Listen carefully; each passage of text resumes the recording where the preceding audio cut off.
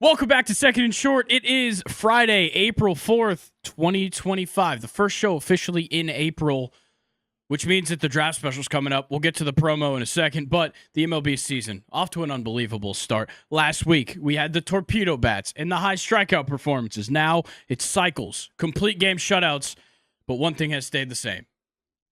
The Braves can't win. Not just on the field, off the field too, but the Braves can't win. And if reliving last week wasn't going to be bad enough for a Braves fan, we're grading the NFC South today, which means I have to relive this Falcons season too. It's going to be a day today. I'll say that we are now 3 weeks away from the NFL draft officially. The night we're recording, 3 weeks from right now, we'll be an hour into that special. Yeah, it's 9 p.m. Don't ask. But to distract me from all of the awful things I'm going to relive in this first half of the show, we also get to cover some big Premier League matches, major shakeups in the table this week with these midweek matches, and Champions League quarterfinals starting them next week. So we'll be previewing all 4 of those matches. So much to talk about. Luke, you had your Premier League Team of the Month come out on Wednesday. A very tricky one to put together because most teams played either 1 or 2 matches in the month of March, but really difficult to make a squad. He still made one. It was a fantastic video. If you haven't seen it, it's on TikTok, YouTube Shorts, and Instagram. Go check all that out. Yes, please go check it out. Yeah, the views weren't up on that one. I think the TikTok audience is only looking for the NFL, so they're in luck because next week, my mock draft 2.0 coming out Wednesday, and they'll see all the parts of it on Thursday on TikTok, and I'm sure I will get plenty of pointing and laughing. that's almost certain at this point. But obviously, with my mock draft 2.0 coming up next week, and with the draft just 3 weeks away, you've got to mark your calendar. April 24th, Thursday, April 24th, 2025 at 8 p.m. live on YouTube, the 3rd annual Second and Short Draft Night Special. Me, Luke, Colin, Mike, and Nathan all together in person live. All 32 picks, all the trades, all the news, every single thing that comes out on draft night is coming out right here live on the podcast with all of us here to cover it. Mike won't be calling in for the entire draft this time. He will be here in person on the couch with the boys. All right. Make sure you guys are subscribed here on YouTube. Turn on post notifications. That's how you'll know 30 minutes before the stream starts. That's how you'll know that the stream has started. That's how you know when anything goes up here on YouTube. And, of course, follow us on Instagram. Stay up to date with everything we've got there. Follow us on TikTok for the short-form content. And join the Second and Short subreddit, r/2and A&D short. Look, we do have a couple of headlines to touch, but how are you doing today? That was a long-winded intro by me. I'm well, no, just you hyping up the draft night special has me wondering if we're gonna have like a Michael Penix moment this year. Look, we're gonna talk about the Falcons later. I mean, there's some conversations to be had. And look, my reaction in the moment about Michael Penix, not good, not great at all. But thank God we've got him, because I do not want another season of Kirk, despite the fact that we still will be paying him $40 million to ride the bench, most likely, unless we somehow miraculously can trade him, which I doubt, unfortunately. I don't know, but we'll see. Yeah, Michael Penix was entertaining. I liked watching him at the end of the season. But we'll get into that. The last 2 years on the Draft Night Special, we have had some wild reactions to the Falcons pick, and I'm sure they will not disappoint in that department this year. If I had to guess, they're going to make the wrong pick. That's just what we do here in Atlanta. All right, let's talk about a draft pick from last year, Joe Milton. Him and his 7th-round pick traded to the Cowboys in exchange for a 5th-round pick heading to New England. Very interesting. Makes me think that Mike Vrabel and the staff that he's brought in are sold on Drake May. Yeah, I don't think there's really a better way to put it there. But on the Cowboys side, it's really interesting because you have a very injury-prone and a quarterback that a lot of people are 50-50 on there. And Joe Milton, with his short stint in New England, looked pretty entertaining. He was fun to watch. He was very good. So I don't know. It's a very interesting trade. But it could just always end up like the Cowboys getting Trey Lance a couple years That's ago. You know, a everybody very thought good that was point. kind of cool. Yeah. So I don't know. Hopefully Joe Milton does something with them, but you know, they already got their guy, so he is the Yeah. backup. I think the nice thing for Joe Milton is that it's not his second chance like Trey Lance had. Joe Milton hasn't gotten a shot yet. And with Dak coming back from an injury, I don't necessarily know his timetable, but with the injury we saw and where it was in the season, might not be back in time to start the year. So maybe Joe Milton does get to see the field early and once again prove himself. Yeah. It doesn't make their offseason any better, though. I mean, No. you know, Devontae Williams is, you know, not anything like if you got Derrick Henry last year like you should have. Yeah, you're probably going to have to draft a running back if I had to guess, considering Dowdle's gone too. Or offensive line, but we'll see. Yeah. We'll see. We will see. Geno Smith, 2-year extension, $75 million on that extension. It's going to add on top of the already 2-year, $75 million deal that he is finishing out. So he's got 3 more years. He's already 34 years old. They've got him till 2027. I don't know. So what's interesting is that they've been setting themselves up for quite a few of these like other pickups that they've made to leave at the exact same time as Pete Carroll. Pete Carroll also going to be under contract for 3 years. Yeah. Makes me think that obviously we already know Pete Carroll is a transitional hire. Maybe some of these offensive pickups that they're making are also transitional pickups. Yeah, it could be. But just to kind of go back to dumb it down, and you may have noticed this about my opinions as well, but I do not. I found myself always not liking when someone signs for a team and then a couple months later they extend him, like Without already playing a before game. seeing him on Yeah. the field. Yeah, and especially with a guy like Geno, you know, he had pretty good weapons in Seattle to throw to in DK and JSN. Now he's going to have nothing. He's not going to have an offensive line, and he's probably, you know, he's going to have Jacoby Myers and whoever they draft at running back and Brock Bowers. But Yeah. I don't like extending someone without seeing them, especially a guy like Geno Smith. I definitely agree. I mean, I've been a pretty open Geno Smith denier. I'm not going to say hater, but denier over the last year. And I think his stats compared to what he actually looked like on the field, and we talked about this last week in our NFC West season grades, but like the way he looked on the field was nothing like what the stats said. That's for sure. Yeah. So I'm not, I'm not high on Geno necessarily. I think I actually not necessarily disagree, but like I'm not at the same level as you are with the concern of the offensive weapons. I think Jacoby Myers can step up for a full season. I mean, he wasn't even the number 1 option for half the year. Still got 1,000 receiving yards, I believe. Brock Bowers had a great year, obviously unbelievable year for a tight end. You still have Michael Mayer. You're going to draft a running back for sure in this class. If you don't trade for a guy like CMC, maybe. But there is still a couple more things that can happen where I'll be like, okay, maybe there's something to believe in here. And Geno might just not be the right guy to lead that charge. Yeah. It's I my looked it up problem. I looked it up right before we started recording. He was actually 4th in passing yards. It's unbelievable. It's unreal. Yeah. Unreal. Doesn't feel like it. We're going to talk about a guy with some surprising statistics today. But Trey McBride, 4-year extension, $76 million, highest paid tight end in the league. Obviously, the guy doesn't necessarily deserve to be higher paid than Travis Kelce from a career standpoint.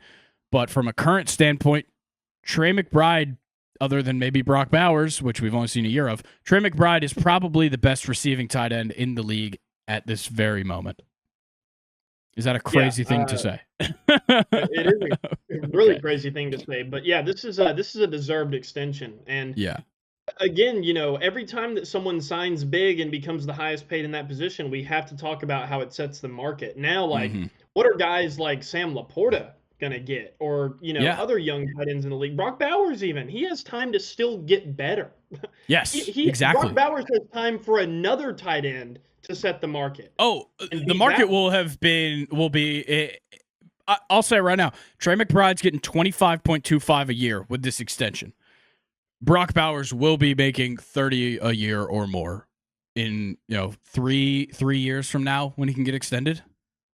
Yeah, and so we just have to think about that as well. But looking at it in a shorter lens here with Trey McBride, getting this extension, I like it. Good for him. Seriously, good Yeah, for him. it's great. And we were talking about this pre-recording.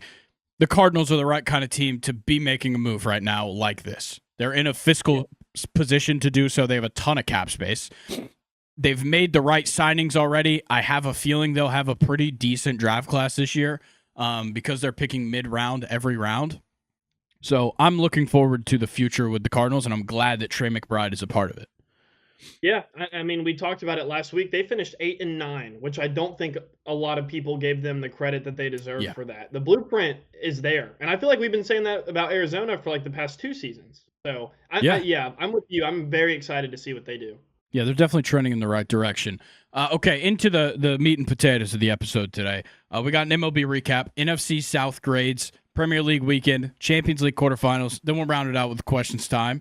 Let's go ahead and just dive into this MLB recap. And I feel like, unfortunately, we kind of have to start with the Braves and the Jurickson Profar conversation. I wish this was not how we start me and Luke's first MLB recap of the year. But Jurickson Profar tested positive for PEDS, received an 80-game suspension from the MLB. The drug that he tested positive for is HCG, which oddly is like some kind of chemical that's released in a woman's body while they're pregnant. But when used in a male system, it helps produce testosterone, and a lot of people use it at the end of a steroid cycle to kind of clean their system. It's notably what Manny Ramirez got pops for as well. Oh.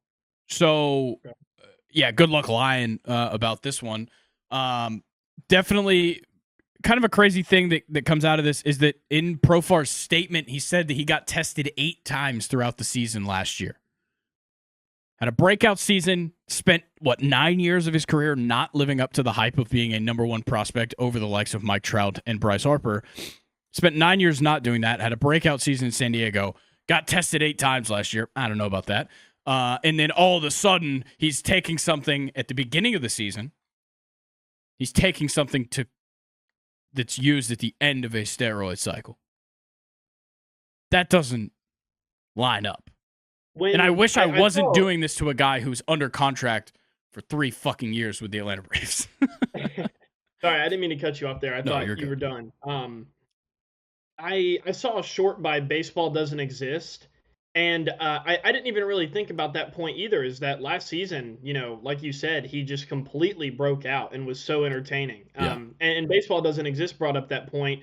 But now hearing you say that he was, tested 8 times during that season, allegedly, something isn't adding up right. But I mean, they had to have busted him somehow. So yeah. Maybe, I don't know what to think about it. It's just a bummer. I was really excited, when he signed for Atlanta, and it's April 3rd as we're recording this, and it already got cut short. It's so unfortunate, especially with the position that the Atlanta Braves are in now.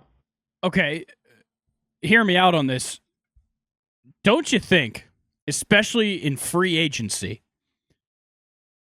if I'm going to sign a guy, should part of because they all have to get physicals to be signed. Should a drug test not be part of that? That's a good point. Yeah. I mean, because now the Braves are being penalized for something that, in theory, they are just not aware of. Yeah. Whereas if Profar had been a Brave for 4 fucking years, and then in the 5th year he tests positive for the steroids, you're like, okay, whatever. Like, I guess we did it to ourselves. I don't know. But then I could be okay with it. But the fact that we picked him up this offseason, gave him a ton of money that maybe he didn't even deserve because he might have been cheating last year, really sucks. It really does. Yeah. So that part sucks. And then you also throw in the fact that the Braves are just an absolute laughing stock. I mean, we went, I think, 25 innings without scoring a run. Between the Padres and Dodgers series, and then we finally get a 5-0 lead last time around, and then it becomes 5-3, and then Shohei Ohtani hits a walk-off home run. First of all, why are you pitching to Shohei? in that position. Let's be Yeah. entirely honest here. I'd rather see Mookie Betts, which is crazy to say. But yeah, we're 0-7. No 0-7 teams ever made the playoffs. So, I mean, not much to be happy about. I'm still repping. I still got a Cunha on my shirt and a Braves hat on. But I'm not happy with how things are going. And it doesn't help when Atlanta Braves Holding LLC or whatever the hell, Holding Limited, I don't know what the company's called, that is the publicly traded company that owns the Braves now.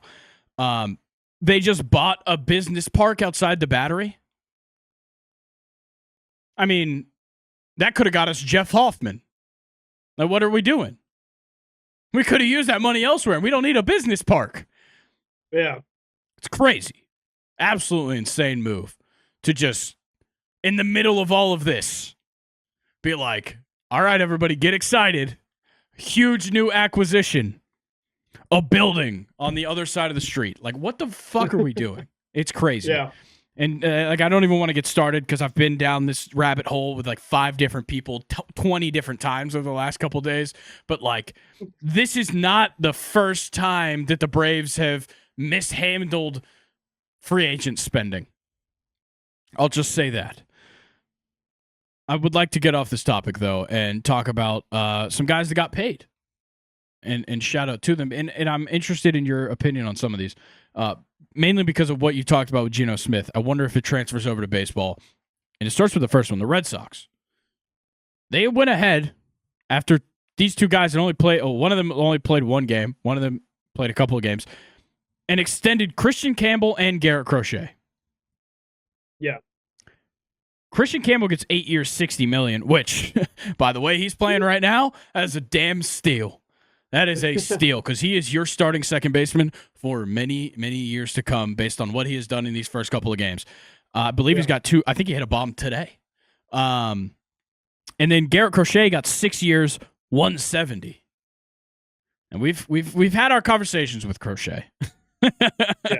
I mean, I've done my diatribe about him with like he hasn't pitched enough, he's not a starter, he hasn't been a starter before, whatever.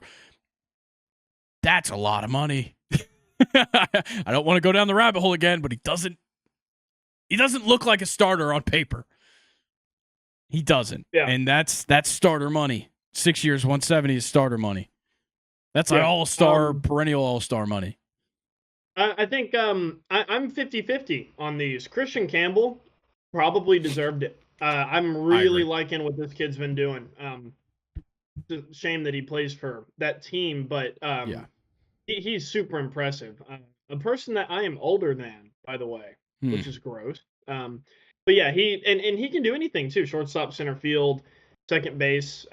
He's a really good talent, I think. And then Garrett Crochet, maybe I like it better if he had proven in Chicago that he could go deep into baseball games like a starting, pitcher should be able to do sometimes. But he hasn't yet. And you're giving him starting pitcher money for 6 years as well. So, and especially like, I think, didn't he get hurt last year too? It's just. No, he didn't even get hurt. It was that he when they didn't trade him at the deadline, he was like, no, like, I'm not going to pitch. Sorry. Yeah, I think it was kind of just like how the deadline was handled between him and the White Sox, where he made it very clear he wanted to be traded. They did not trade him. And he said either I need to get paid like a starter or I'm leaving.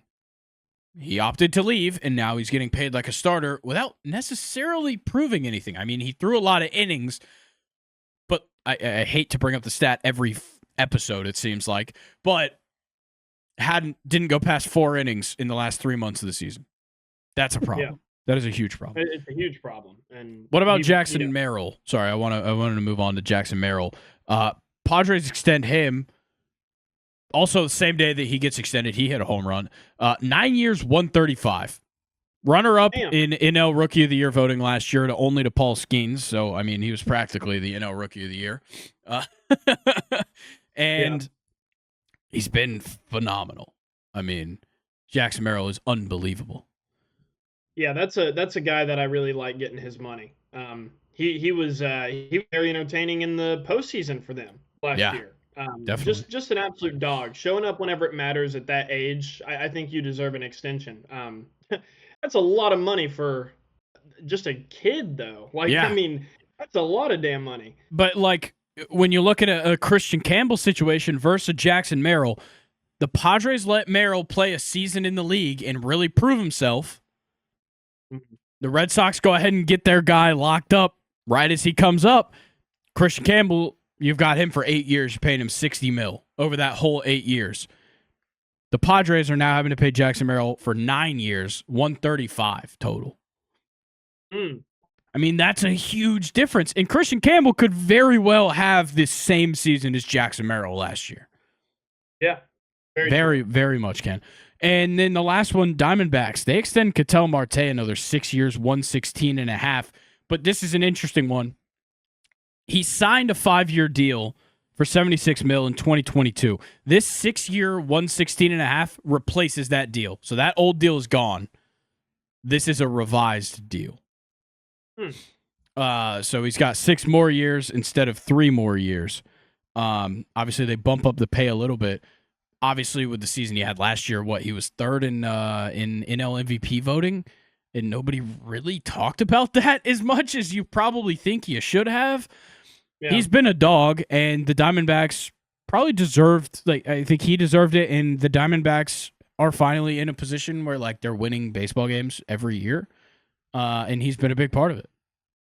Yeah, I couldn't agree more. He's a guy that's had time in the league to prove himself.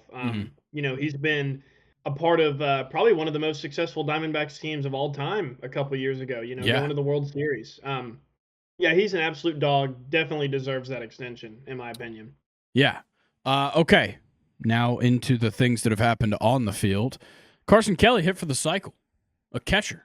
Carson Kelly, new arrival in Chicago, hits for the cycle, former Diamondback. And what's crazy about not just Carson Kelly's cycle, but just about how catchers have been playing is kind of crazy. I took these notes yesterday, so maybe another catcher has hit a triple since, but 5 catchers have a triple already. Wow. JT Realmuto, Carson Kelly, Nick Fortes of the Miami Marlins, and then 2 of Detroit's catchers, Jake Rogers and Dylan Dingler, both have triples. That's insane. Yeah, it is unbelievable. So I don't know what the deal is with that, but I guess catchers can run now. I think the first time I kind of noticed it was with Adley Rutschman. He came into the league and he was a pretty decent athlete as well. And it just kind of speaks to the athleticism that we're seeing in sports all across the world. Just guys are getting faster. Offensive linemen are running 4.5s, 4.6s. That's a great point. It's insane. Shortstops are 6'7", can throw 100 miles an hour and steal 40 bases a season. We're just seeing a different breed of kids these days. I'm listening to you. I just have to grab my charger in a moment, so I'm going to tee up with something. Kyle Tucker, what a turnaround he's had since that first start of the season. He was off to a bit of a slow start. He's absolutely turned it up.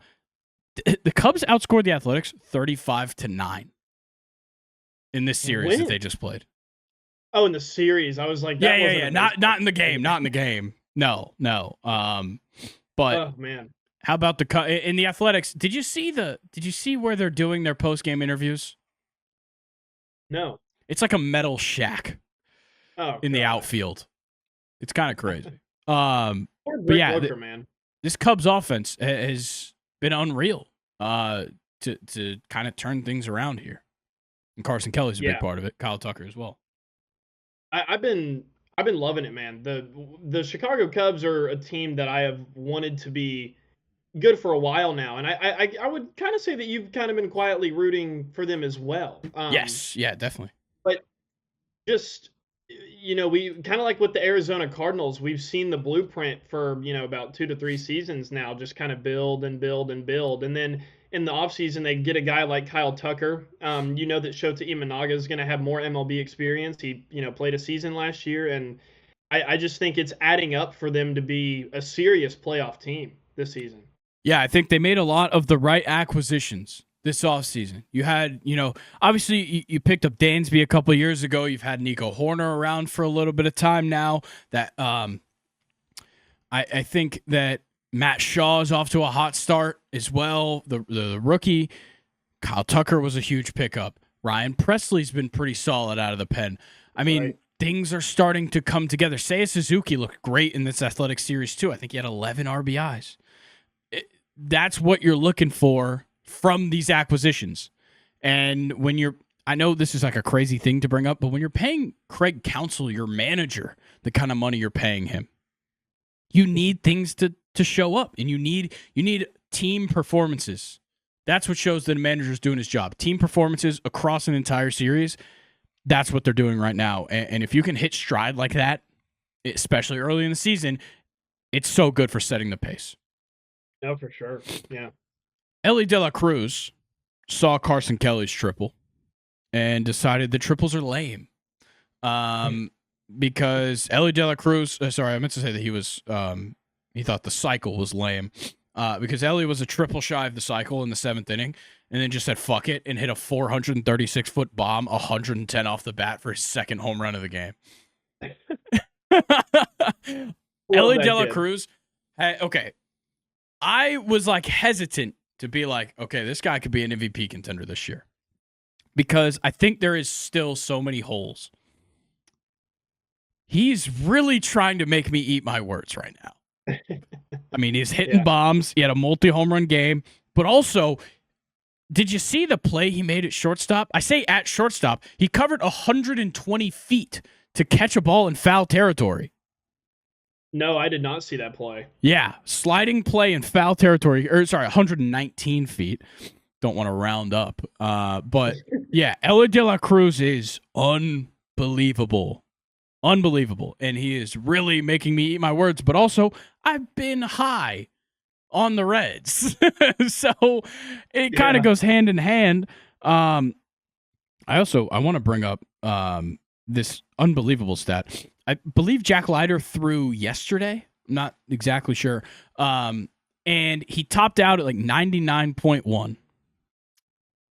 How do you think that ranked amongst the fastest pitches thrown in that game? Who did they play? The Reds. The Reds. Was Hunter Green pitching? He sure was. Okay. So are we going by pitch or the players that pitched? By pitch. The amount of pitches thrown higher than 99.1. If we were to make a list of, from fastest to slowest, I would say that Jack Leiter probably threw like the 25th fastest pitch in that game. I believe it was 53rd. Wow. Yeah. Hunter Green was like effortlessly average fastball velo. 100 on the dot. Oh, man. And then you have people that are like, no, torpedo bats. Like, yeah. Dude, torpedo bats aren't doing anything. If you're blowing a fastball by a guy like that, I don't care what you have in your hands.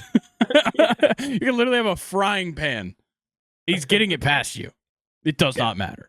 Does not matter. Just thought that was unbelievable. We'll keep talking about pitching and the Rangers, actually. Nathan Eovaldi threw a Maddox earlier this week. Just barely. 9 innings pitched, 4 hits, no runs, 8 strikeouts, no walks either. 99 pitches. You got to be sub 100 with the complete game shutout to get the Maddox. Shout out to Eovaldi. Fun fact, who's tied for the most Maddoxes that is not Greg Maddux? There's 2 guys tied behind him with 4. I can't remember the other guy's name, but I know one of them. Are they in our era? Yes, he is active. Verlander? No. Is it Scherzer? No, he actually pitches for the Yankees. What? Yeah. Now, at least. Is it, Max Fried. Max Fried has 4 career Maddoxes. how? He's done it. He just kept doing it with the Braves. Max is a guy he'll go 9. He will definitely go 9. Damn, I feel embarrassed that I blanked on that. I just wouldn't have guessed Fried. I thought it would have been an older, established guy. Yeah, you would have thought. Sure. And then the other guy was like a random from the Blue Jays I've never heard of when I looked this up, but I couldn't remember the guy's name. Some random Blue Jays pitcher I've never heard of through 4 in his career. So Eovaldi throws the complete game shutout in the Maddox. Next day, they shut out they shut out their opponent again. This time led by Jack Leiter with 5 innings of one-hit baseball and 6 strikeouts. Across these 2 games, the pitching staff of the Rangers allowed 7 hits. Wow. That's incredible. Absolutely incredible. And credit to Jack Leiter for the great 5 innings that he threw. Rangers look good. They do. They do look really good. Credit to you. I was not believing in them. You definitely have been. And Adolis Garcia certainly proving me wrong. Yeah. He looks really good. Corey Seager's just still not playing, though. I don't know what's happened. been going on with him. I don't know what the deal is. Yeah, they keep scratching him. Yeah. I have to show some appreciation for how this happened. But Bryce Terang walked things off for the Brewers. I'm not sure if you saw this. A picture-perfect bunt. That can always be appreciated. A picture-perfect bunt to score the winning run by Bryce Terang. I love that. I know, like, I don't want to sound like an old man because this is a bit of an old man take. But there's something nice about, like, getting the guys around the base paths with the bunt. Yeah. There is something cool about that. I love just, like, every now and then, especially when you're in a pinch late in the game and you've just got guys bunting. Like, these are guys that made their name hitting the fuck out of a baseball. Yeah. And instead you're opting for like 30 miles an hour off the bat, falling at the pitcher's feet. Yeah. I love it. I love it so much. So shout out to Bryce Terang and whatever Brewers hitting coach called for the bunt. Because it was picture perfect. Rafael Devers won't stop striking out. Oh, sorry. What were you going to say? I was going to ask who you thought the best bunter of all time was. I feel like nobody does it regularly enough to really know. I'm sure there's guys back in the day. Like right now, there's no best bunter in the league. I mean, at least that we know of. It would be interesting. Is it the KBO or the NPB that does the bunting derby thing? Oh, I have no idea. I've never even heard of that before. they like it's like an all-star weekend event, and they like try to bunt and like land it in these targets, and like depending on what circle you make it into is a certain amount of points. That would be interesting. But yeah, Rafael Devers won't stop striking out. I took these notes before Wednesday's game, so I haven't double checked on this, but as of then, he had 15 strikeouts and 19 at bats and didn't have a hit. Insane. That's like. I mean, when me and Colin talked about it on Sunday, it was a historically bad start with 10 strikeouts in 12 at-bats. Yeah. And he's just tracking to continue it, I guess. He got a hit today. Was it? Oh, yeah, they did play today. Okay, so Rafael Devers breaks the streak. That's good. Yeah. Let's see what the season stats look like. He also walked. Let's see. I know Bregman hit his first home run as a Red Sox today as well. Yeah. Okay, so yes, Rafael Devers now has one. He has 3 hits now. So he must have got 2 hits on Wednesday. Oh, okay. All right, well, shout out to Rafael Devers for a little turn of fate here. He still has 16 strikeouts in 27 at bats, which is still a problem. Yeah, very much so. Most definitely a problem.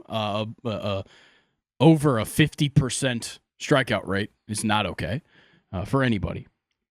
But yeah, Rafael Devers, historically bad start, but he's maybe turning things around. Paul Skeens looks great. I mean, what else did we expect? In his second outing of the year, 7 innings, no earned runs, 1 run, 3 hits, 6 strikeouts, no walks, 102 pitches. Just great. Too bad if you're Paul Skeens, you need to go 9 because as soon as David Bednar takes the field, you're done. You lost. A fantastic point. Yeah, Paul Skeens is amazing. Livy Dunn and Paul Skeens did that GQ thing. I'm not sure if you've seen anything of that. They're going to be in GQ, or they already are. I don't know, but I just keep seeing videos from it. Yeah, a lot of people complaining about Livy's outfit, saying it didn't match. I'm not your guy to make a statement on matching. I don't know anything about it, but whatever. And also, did you see there's one of the minor league affiliates of the Pirates? You know how like all the minor leagues have like their alternate identity things that they do? Yeah. There's going to be like, I think 5 games this year where whatever this team is like the Livies, and like the whole branding is Livy done. Jesus. I mean, I'm going to give her all the credit in the world for how she has handled this, because she has played everything so well. I mean, oh yeah, she gets famous on TikTok like right before she's about to go to LSU. Gets to LSU, continues to grow on TikTok, is a gymnast for the school, so she's got that part. NIL happens right then. She signs some of the biggest NIL deals there are. Then she gets into a relationship with Paul Skeens right as he's leaving LSU, and he's just been a top. What was he, the number 1 pick? I think. Yes, I think so. Is in a relationship with him either before or sometime around then, and has somehow gone from college athlete, paving the way in NIL to, I don't like this term because I think it's kind of dumb, but like a WAG is more commonly used in soccer, I guess. But like, she is as famous as they get now, just for being Paul Skeens' girlfriend, on top of her already huge existence. Yeah, that's a fantastic point. For those who don't know what WAG stands for, that's wife and girlfriend. But wives and girlfriends, I guess. Plural is the S. Yeah, the WAGs. Yeah. Yeah, I don't really. I don't think I have much to say about that one. No, I didn't expect you to. The timing of everything was perfect for her. And honestly, they seem like a pretty healthy, like respectable couple. So it doesn't seem fake. I'll say that. I mean, for all I know, it could be, but it doesn't seem like. Yeah. Doesn't seem like. Yeah. Also, Paul Skeens, just his personality intrigues me, because I don't think there's much of one there. But like, it's intriguing when we see a glimpse in. Every now and then we'll see it.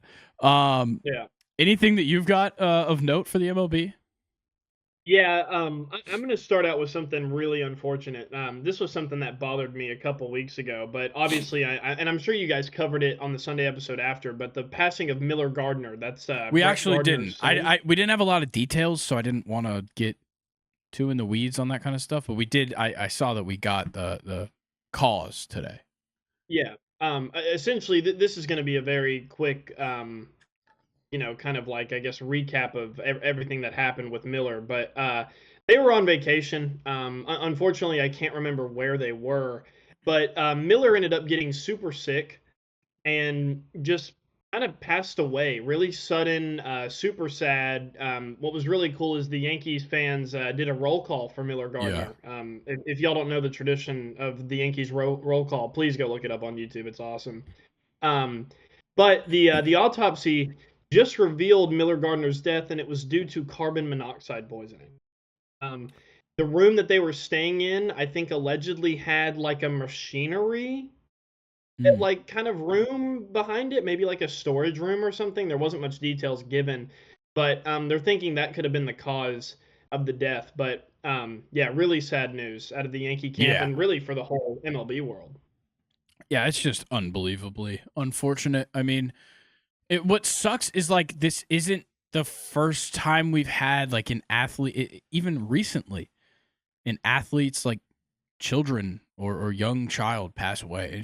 It's obviously whenever anybody passes away at any age and of any at any like importance to the league or to the fans or whatnot, it's extremely sad. But when it's a child, it amplifies it a little bit, because I think everybody can really relate to that and what that means to them. So yeah, it was unbelievably sad. But I'm glad that it's being like talked about and remembered, and it's getting its due attention. Yeah, for sure. But we can get off that topic now. But from Second and Short, our condolences to the Gardner family. Certainly. For sure. But yesterday, which would have been April 2nd, that was Wednesday. Umpire Mike, I'm gonna totally butcher this name. He was Yeah, go umping, ahead. the Angels and the Cardinals game, Okay. and he had a awful outing. It was actually the season high of this young season. He missed 22 calls. But Oh. here's the thing, Grayson: 16 of them against the Angels. Hmm. Yeah, Hmm. rough. I mean, they need all the help they can get. Yeah, yeah, exactly. In other news, the Yankees have had a pretty bad series against the Not Diamondbacks, today. and when Zach Gallen pitched, I believe this was also on Wednesday, April 2nd. The Yankees swung and missed at 482 curveballs. I thought you were gonna say a serious number. And when you said 400, I was like, wait, what is he about to say?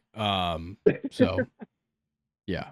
Yeah, absolutely brutal. I'm glad. I think the Yankees are up like 3-9 last time I checked. Finally getting that offense back. But this is kind of the Yankees that I'm accustomed to, Grayson. Is we'll have a series that completely has our fans head over heels for the Pinstripes. We're going back to the World Series. We're doing this. I mean, the series against the Brewers there was a lot of Yankees history that was made in that series against Milwaukee. And then we're still at home against the Diamondbacks, and the first two games are just pitiful, Yeah. absolutely pitiful performances. So I'm glad that we're back up this time. Let's see if I have anything else. Oh, this is really interesting. Charlie Morton set a new strikeout mark for the Orioles, like elder pitchers, I guess. He became the oldest Oriole to strike out 10 plus in a game. Wow. Hey, look, Charlie still got it.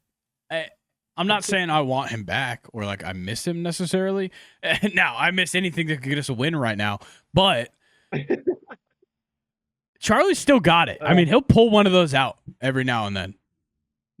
That's not the last time he'll probably throw for 10 strikeouts this season. Yeah, I don't think so either. In some injury news, this one doesn't really seem that big. It's just kind of a big hit for this team. Freddie Freeman lands on the 10-day injured list as of like a couple hours ago from when we're recording this. But for the Dodgers, it doesn't really seem like it matters. So Yeah. it's man, it's been brutal. I hate that the Braves are getting whooped up on in this series, especially to that I don't like the Dodgers, Grayson. Yeah. I really don't. Yeah. What can you do? Yeah. I saw a picture of the scoreboard in LA of the lineup of all the Atlanta Braves. There wasn't a batting average over like 140. I mean, it's horrible, and I hate to drive it into you as a Braves fan because like this isn't going to be the Braves that we see the whole season. Maybe Probably it's not. easier for me on the outside looking in, but the Braves are going to come back. They always do. See, It's just the issue is it's a big deficit. the fundamental problems with this team. I mean, there's clear things with the product we're putting on the field where you could say this team is not gonna change or this team is not gonna turn things around because even when the offense does look great, Aaron Bummer still enters the game, or any of these other relievers still enter the game. Now Hector Neris is gone, but I willed that one into existence. In my soul, I think I got Hector Neris DFA'd, and I'm taking that win and just I'm gonna hold on to that one. That's the only win that we have this season is that Hector Neris is gone. But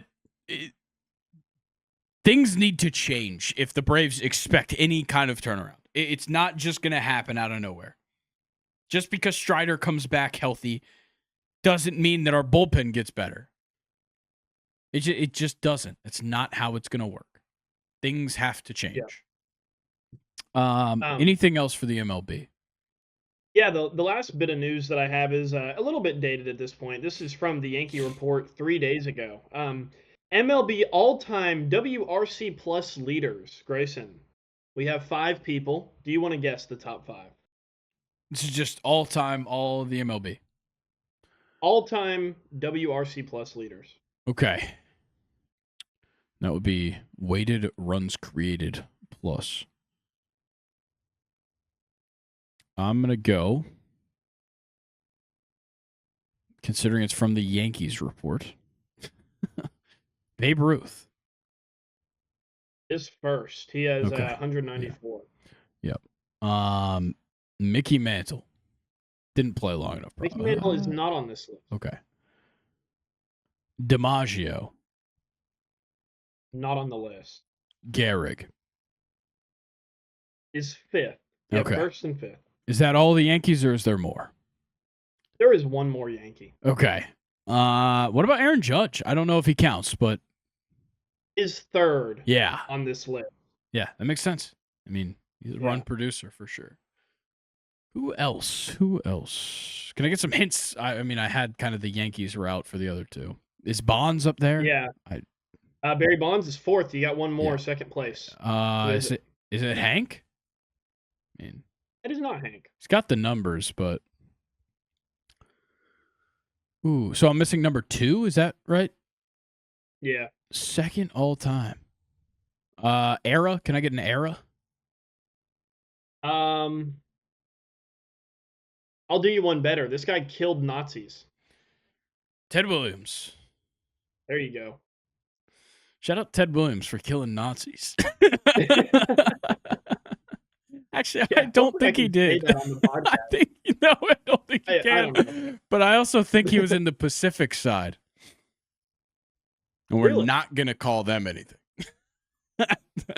No. Oh, the Korean War. My bad. Oh, the Korean War. Sorry. We're also not calling them anything. Yeah, I just knew that he was a Marine in World War II, and I was like, fuck it. We'll just throw this one out there. I mean, that's a fair assumption. Yeah, shout out Ted Williams, though. Yeah, shout out. Shout out to anybody that served. Okay. Is that all now for the MLB? Yep, that's all I had. Okay, then let's get into these NFC South grades, and just let's start at the bottom, as we do with the New Orleans Saints. That was a weird year. I mean, that's a good way to start. I mean, Derek Carr put everybody on his offense in a hospital and then hurt himself. I want to take it kind of easy on them because of injuries, but at the same time, like, I didn't expect much, and then they were just worse. I gave him a D. I gave him a D. I'm being a little bit gracious, I think. I also gave them a D, and I mean, they were a very banged up football team. Yeah. That was, dude, remember like the first 3 weeks, we were like, why are the Saints the best team in the National Football League? That almost made me want to put them lower. I almost want to give them a worse grade for starting like that and then becoming the team that we later saw. The fact that Jake Haener was starting games for this team at a different point in the season after that's how they began is crazy. Yeah. Yeah.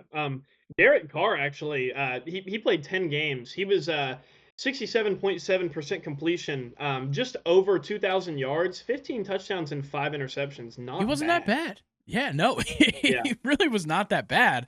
It's just that, like, every time he completed the ball to Chris Olave, he got his head blown off. Yeah, that was bad.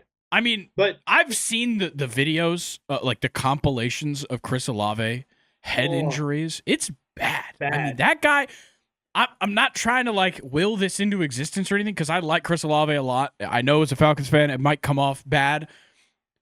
He's kind of getting into a territory in my eyes. Like, I'm starting to be, like, concerned that he's taking the field. I'm sure Chris Olave, super strong, kid in the weight room and everything. But I've seen those compilations as well, and it just looks like every time he gets tackled, it's just a ragdoll. He doesn't know how to fall. I don't think he knows how to fall very well because it started at Ohio State. I mean, he had times. There was that one touchdown he caught where he just came down weird. I think he just doesn't. I think he's a little bit too athletic. Like, he gets himself into compromised positions. But also, Derek Carr, known to throw a hospital ball every now and then. For sure. But what's crazy to think is if Derek Carr plays 17 games for the New Orleans Saints, they easily could have been second in this division. Dare I say, maybe they win it. Maybe they win. and it might end up, in the mediocrity, and like just the mediocre seasons that we've seen of Mhm. Derek Carr. This could have been probably one of his best, easily, Yeah, yeah. if he's healthy. It was trending that way. I mean, with that kind of start that they had was unbelievable. What kind of disappointed me, and it's kind of crazy that Alvin Kamara has never rushed for 1,000 yards, but that he was good receiving wise. He was good, Oh, boy, was this unbelievably guy good receiving wise. Yeah. It just like Um, I still can't find in my brain how he's such a good running back, yet they just don't hand him the ball. it's insane. But yeah, my AK stats. Just another incredible year. 14 games played, 950 rushing yards. So if he's healthy, he probably gets it. Yeah. 67.9 average per game and 6 touchdowns. So you're kind of thinking like, that's not really the best numbers. But if he's healthy, he at least has 1,000 yards. It's the receiving game that Yeah. gets you. 68 receptions, he led the team. 543 yards, he was second on the team by 5 yards, and he had 2 touchdowns in the receiving game. He also averaged 8 yards after the catch as well. Yeah. What an asset. If you really go through it with a fine comb, that Alvin Kamara is. And I've said it before on this podcast, easily my favorite non-Steeler in probably the entire NFL. I've always loved Alvin Kamara. Unfortunately, I have to hate him. Yeah. But you like Olave. I do like Olave, but it's because he's never on the field. Yeah. That is true. I mean, I love Michael Thomas now. I'm kidding. Speaking of Saints receivers, Olave played 8 games. Marquez Valdez-Scantling played 8 games. Rashid Shaheed 6 games. Taysom Hill 8 games. Foster Moreau and Jawan Johnson were the only Saints who caught a pass and played all 17 games last year. Unbelievable. And what's crazy is Jawan Johnson was barely playing. I know. Yeah. Shout out to Foster Moreau, by the way. Guy had cancer like 2 years ago. Yeah, I actually forgot about that. Yeah. Said that. I got a big, something else that's unbelievable. Demario Davis was the tackle leader. Still Shocker. kicking. Yeah, nobody getting sacks on the Saints. Brian Brees was their sack leader with only 7.5. And then you had, I'm going to butcher this name, Paulson Adebo? Adebo. Yeah. Adebo and Honey Badger both had 3 interceptions. They were tied for the team leaders. Yeah, I believe Paulson Adebo now a Giant, I think. Oh, okay. I didn't know that. That's besides the point. This is about last season. Yeah, the defense was just like, whatever. I don't think they were necessarily horrible. Like, it's not like they were necessarily keeping them in games, but, I mean, they weren't awful. It's just the offense, when you need something to happen offensively, Spencer Rattler's just not your guy. That was kind of the most glaringly obvious thing to me for most of their season. It's just, it should not be falling into the hands of Spencer Rattler. Yeah, that was a team that just super injured. And I mean, you can maybe hang on when the injured player isn't your quarterback, but for the Saints, it was. So, yeah. Unfortunate. Yeah. All right. We're ready to move on to the Panthers. Let's do it. I was really close giving the Panthers the highest grade in the division, which is kind of crazy, but I was close. I was close. I'm not. I'll just go ahead and say it. They're nowhere close to the best grade in this division. But, well, they are second best grade in the division, whatever. But they're nowhere close to what the Buccaneers have. Just stop. The Panthers get a C from me. Oh my God. Yeah. Unbelievable. Yeah. I got to be honest. I love what the Panthers are doing right now. Okay, let's hear it. It's all, this C is entirely potential based. It's all future based.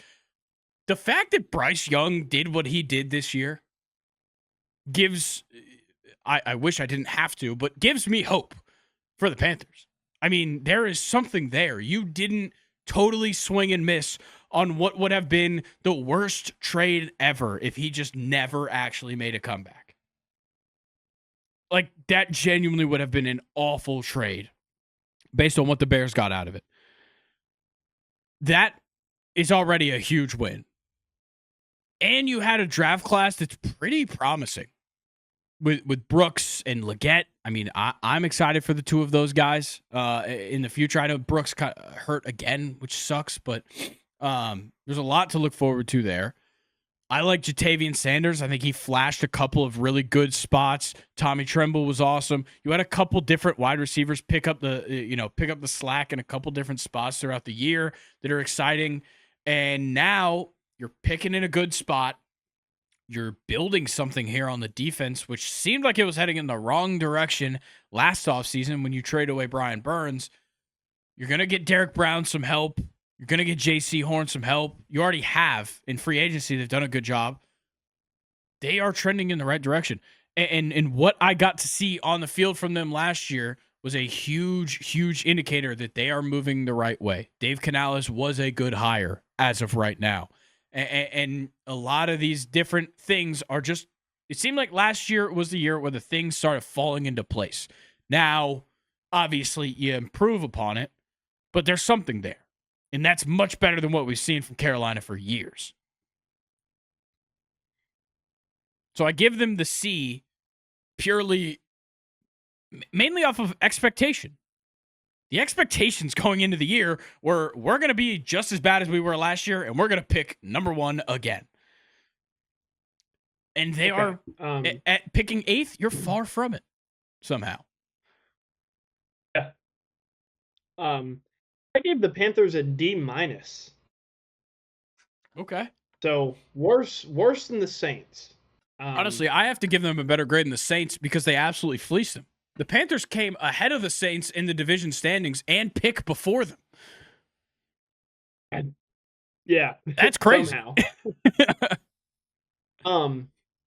When I look at it, Bryce Young definitely made improvements. It's good to see that, his mentality wasn't completely shot when he got his second chance as the starting quarterback, but he's still, just over 59% completion there at like 60.9, 15 touchdowns, 9 picks. It's still not that great. What is surprising though, and where I do want to give flowers, is nobody talked about Chuba Hubbard being 5 yards off of 1,200 last He was so good. He also played only for like 14 or 15 games too, which is insane.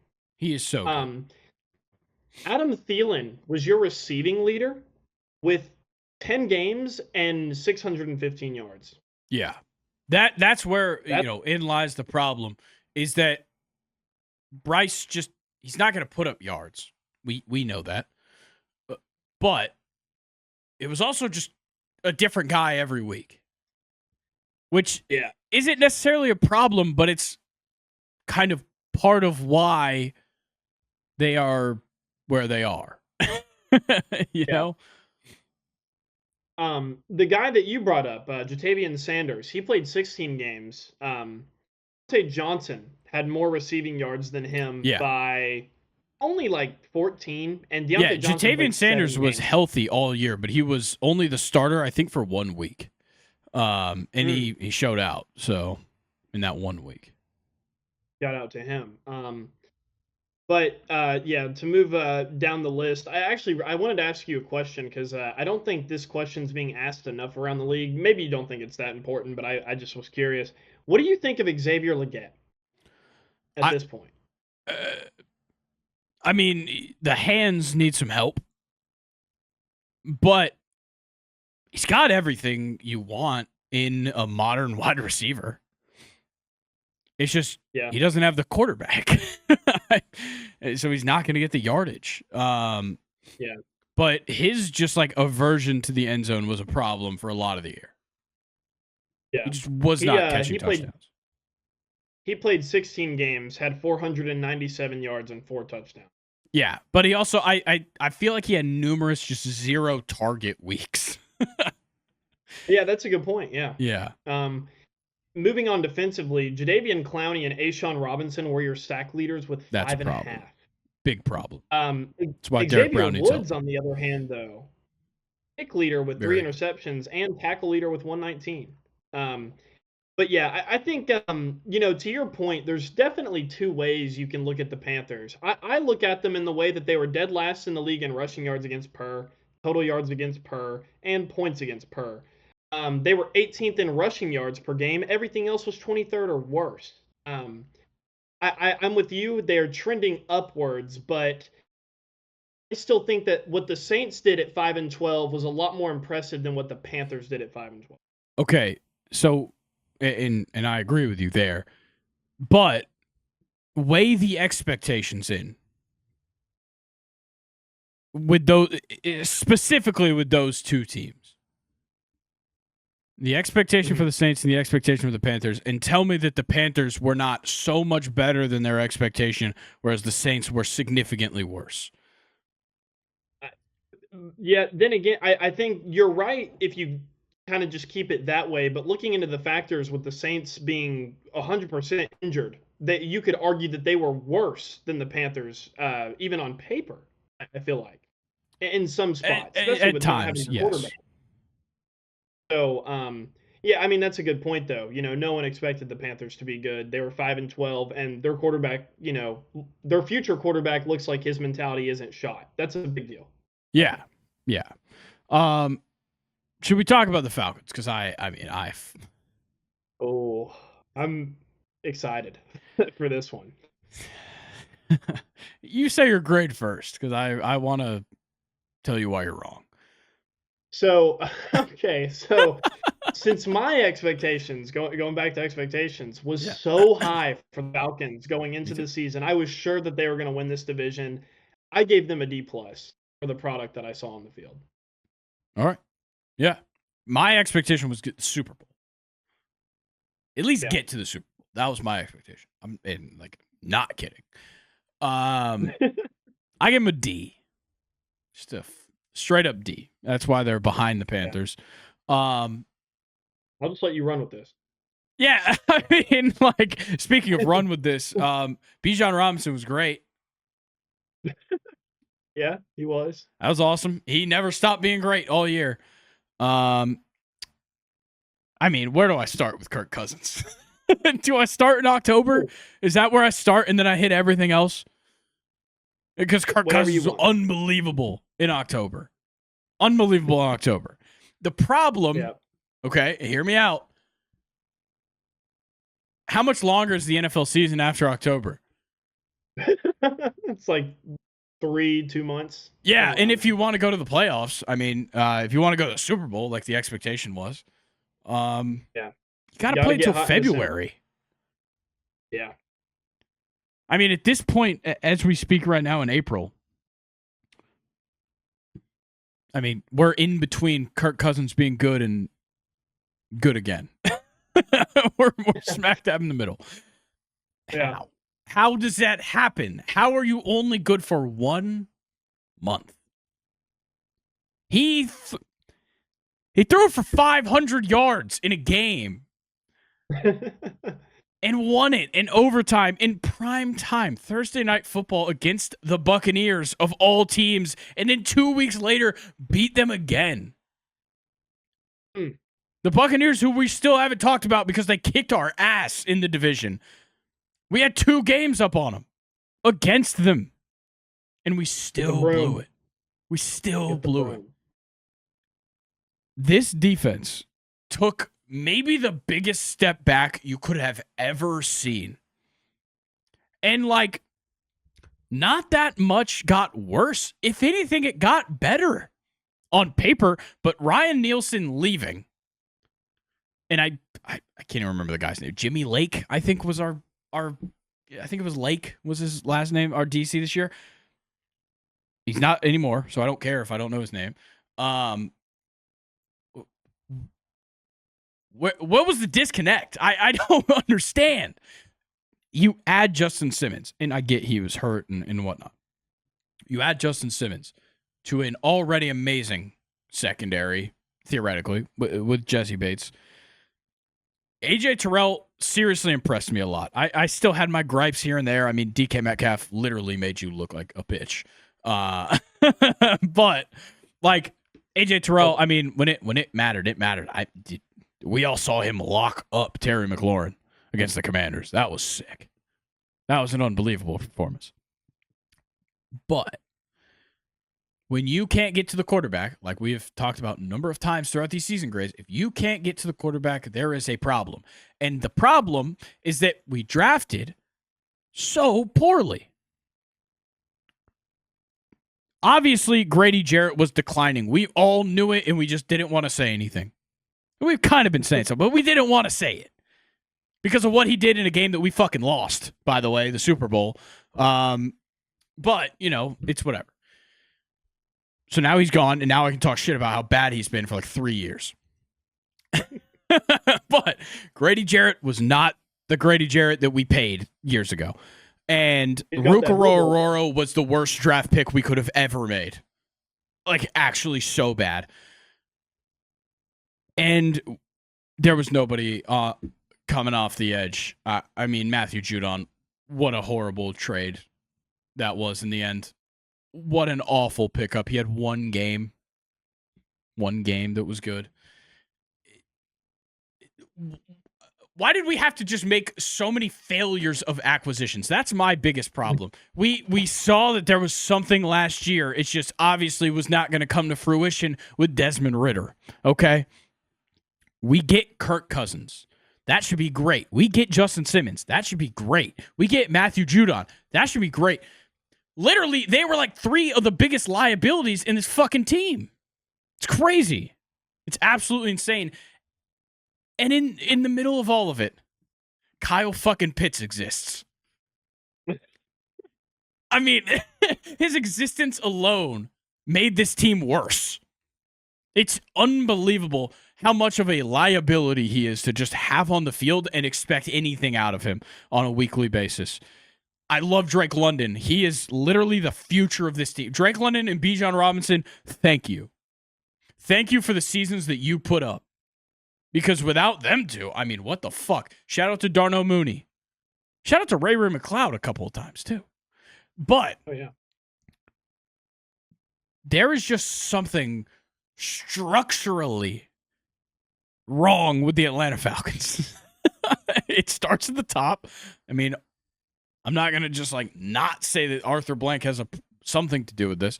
And Terry Fontenot, brother, you are damn lucky that you drafted Michael Penix and people think that he is going to be something. Because if you didn't draft Michael Penix last year, what a goddamn strikeout that would have been. Kirk Cousins, Matthew Judon, the rest of this draft class outside of Michael Penix. I mean, we would be talking about not if, but when you get fired. I mean, it's crazy. I don't want to put too much on Raheem Morris. I don't want to put too much on Zach Robinson because I really don't think it was their fault. I think the two of them are fine. It's just there's foundational problems with the Falcons, and now my filibuster ends. It didn't take 24 hours or whatever like that one guy in Senate, but the floor is yours. Yeah, I like Raheem Morris, by the way. I like him a lot. I do too. I think he's a good coach. Yeah, just to run through some stats really quick. That was beautiful from Grayson there. Thank you. 13th in points scored per game, 6th in total yards per game, 5th in passing yards per game, 10th in rushing yards per game. Not that bad.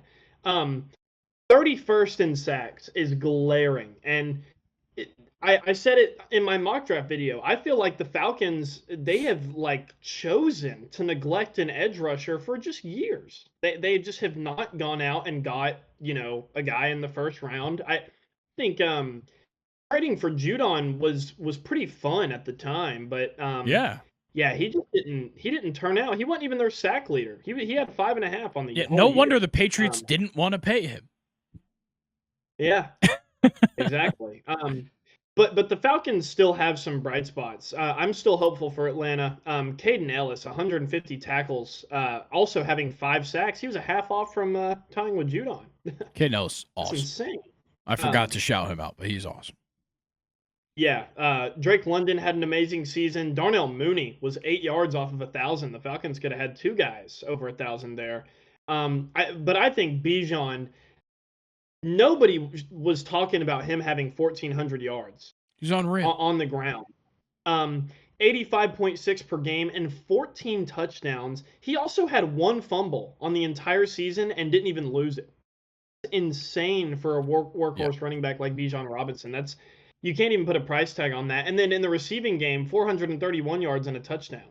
He is a dog. You also have Jesse Bates, obvious pick leader for Atlanta. He had 4 interceptions, and he was second in tackles behind Caden Ellis with 102. So, the Falcons definitely have some pieces. It's just, I think, like you said, it's something to do with the structure of the organization and the fact that I would say that the sheer fact of neglecting an edge rusher has also put them here. Yeah. As well. And it's not a coincidence that it's been the same GM doing it the whole time. That's the problem. Yeah. It's 3 straight drafts. I mean, we didn't need Kyle Pitts. Who got picked after him in that draft class? I think pretty sure Micah Parsons was that draft class. Yeah. That's not okay. That's not. I mean, I don't know how else to put it. And you go down the list, and it's like Drake London was a layup. I was calling the Drake London pick for a while. Bijan Robinson was a huge surprise. I mean, that floored us. You can go and hear our reaction in the inaugural draft night special. None of us had that on our radar at all. And it was a blessing in disguise, I guess. But the defense still sucks. Yeah. And then Michael Penix, maybe that one's a blessing in disguise. But the defense still sucks. Yeah. It's still a problem. Is there anything else you want to hit on for the Falcons? I feel like I've pretty well exhausted myself with them. Want to reiterate, I gave the Falcons a D+, but I literally have in my notes, I wanted to give the Falcons a D+, but the Michael Penix draft pick saves them. So D+ it is. Okay. Yeah, I gave him a D. Okay, the Buccaneers, I gave them a B+. They deserve it. The record wasn't as great as it maybe could have been, but Baker Mayfield, I mean, he's a star. He's a star. You know what's crazy? This is Baker Mayfield's 4th team. We don't ever talk about that. No. The guy was a Brown, then a Panther, then a Ram. Don't forget about that. That one amazing game he had with the Rams, by the way. That got him a contract in Tampa. You remember when we were talking about Baker Mayfield and Kyle Trask competing for this job? Yeah. And now he's putting up the numbers like he did. And I know you've got the numbers sitting right in front of you. I'd love to hear them. Yeah, I got you right now. This is just insane, by the way. Shout out Baker Mayfield. Just his journey is so inspiring. If you just grab your cock a couple times on the sidelines in college, you could be Baker Mayfield. Yeah. 71.4% completion. 4,500 yards on a dot. 41 touchdowns, 16 interceptions. But hang on, I'm not done yet, Grayson. He threw for 4,500 yards with Chris Godwin, who got hurt, Mike Evans, who did not play a full season. He had only one receiver break 1,000 yards by 4, and that was obviously Mike Evans. We all remember that insane moment. Yes. Probably my favorite moment of this whole division was him breaking 1,000 yards again. Baker also rushed for 378 yards and 3 touchdowns. So he had 44 touchdowns and 16 interceptions, essentially, adding his touchdowns together. What a year. He was 3rd in the league in passing yards. Yeah. Insane. Absolutely incredible. And correct me if I'm wrong, was it Tristan Wirfs who got hurt at the start of the year? I know they were missing an offensive lineman for like the entire year. I could be wrong about Wirfs in particular. Don't remember. It seems like every year they have some linemen get hurt and not play like the entire year. Let's see. Yeah. No, it wasn't Wirfs. I'm not sure who it was necessarily, but still, it's just unbelievable what the Buccaneers were able to achieve in this season. I mean, even though like the win-loss wasn't perfect, what you discovered with this roster was unbelievable. I mean, Bucky Irving and Jalen McMillan slept on for a hell of a draft class with those two in it. Absolutely fantastic pickups. Bucky Irving maybe a little bit more shining star potential than Jalen McMillan, but McMillan had his moments, especially with Mike Evans and Godwin out. McMillan had his days going up against like cornerback one on other teams. Bucky Irving was unbelievable. Rachaad White counterbalanced that so perfectly. Then you go to the defensive side of the ball. Everything just worked. Everything worked so well on the defensive side of the ball for the Buccaneers. Yeah. And it almost like made you forget that, like, oh, Baker had like quite a few multiple interception games. I think he had like back-to-back 3 interception games. Something ridiculous. I don't think it was exactly that, but something similar where it was just like, wow, he's turning the ball over a lot, and they weren't giving up points off the turnovers. And that was a huge turning point. Definitely. Go ahead, though.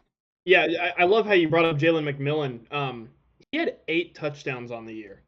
Rachaad White, your running back 2, obviously known to be kind of a menace in the receiving game. He had 6 touchdowns on the year and almost 400 yards. No wonder Baker almost threw for 41 touchdowns. And, you know, we always talk about guys like Joe Burrow, you know, quarterbacks that love to just throw to all their guys. Mm-hmm. Baker Mayfield might, you know, want to be in that conversation as well. Seriously. Yeah. You know, if this kind of form continues for Baker, you know, throughout the rest of his career, I mean, what a quarterback he ended up turning out to be. You know, even now, we can say that. But moving on to their defense, you want to take a wild guess at who their tackle leader was? Levante David. There you go. Why do you think he's back for another year? Exactly. He's just him and Demario Davis, man. They won't. Neither of them. They just copy and paste their seasons. Yeah, it's crazy. He was also he had 5.5 sacks, which tied Logan Hall for second on the whole team as well. I mean, Levante David just doesn't age.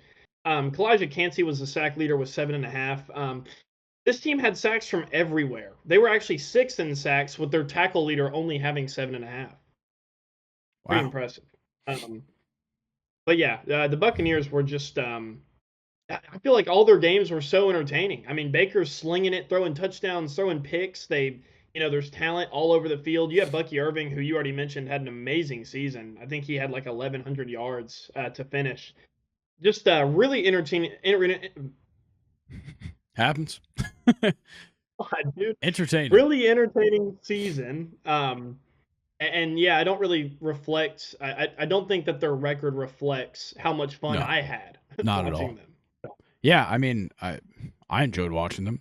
2 times they lost to the Falcons, and then they played good football after that. I mean, It was fun to watch.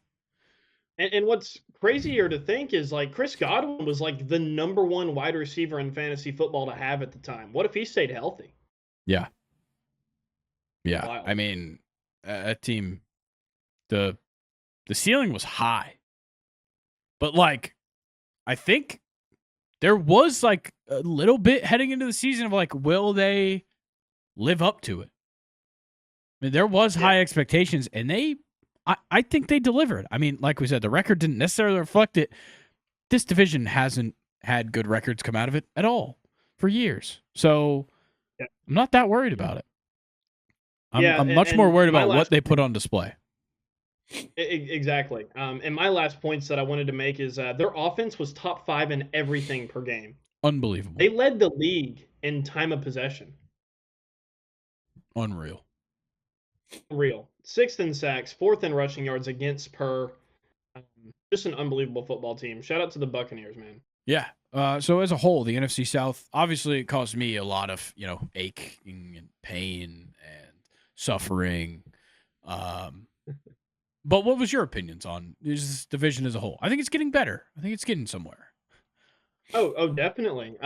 I think it would have been a lot cooler to have maybe had Cousins continue what he was doing. Yeah, it sure would have been cooler, Luke. Thank you. Yeah, I mean, it would have, and the Saints if the Saints stayed healthy too, you might I mean, could I say 3 teams above 500?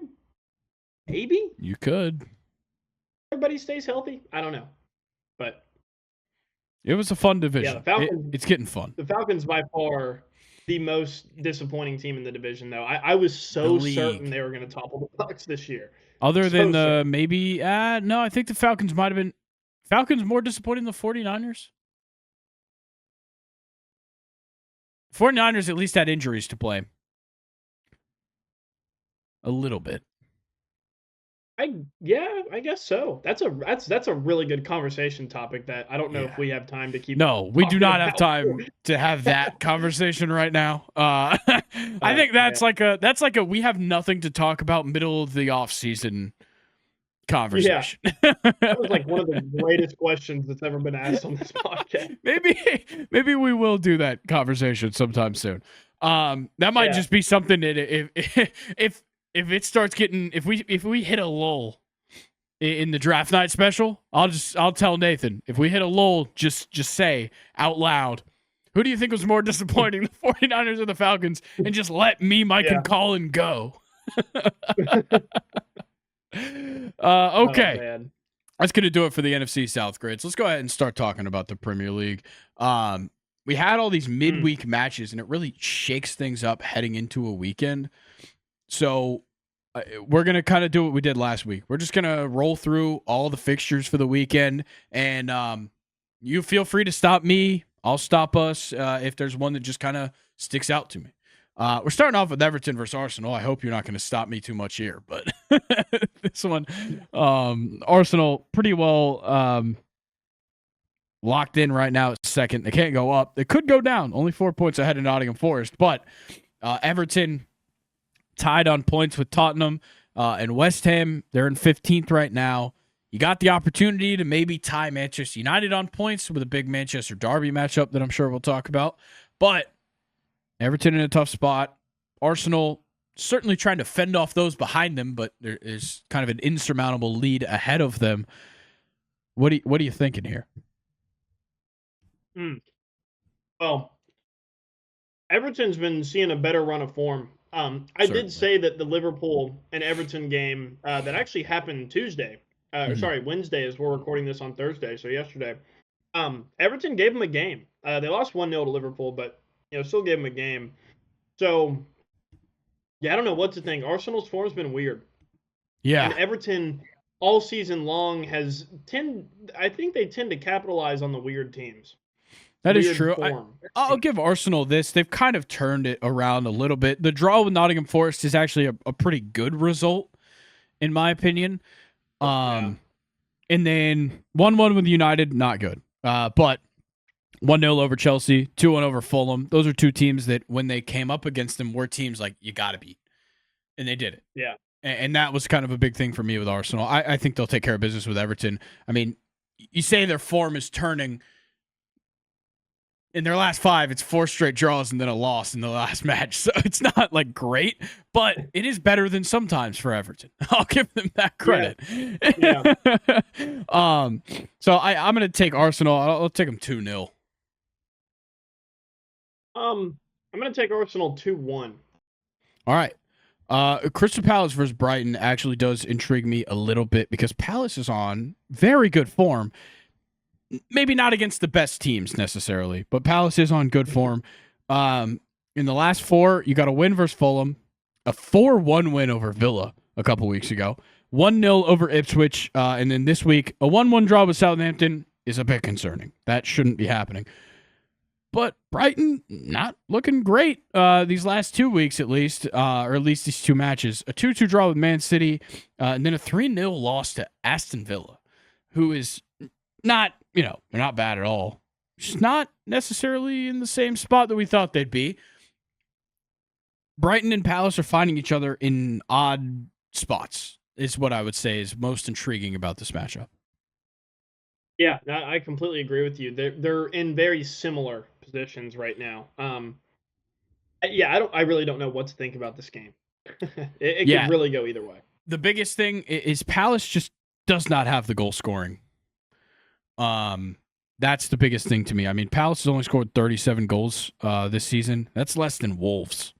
That's the same as Manchester United. That's less than Tottenham.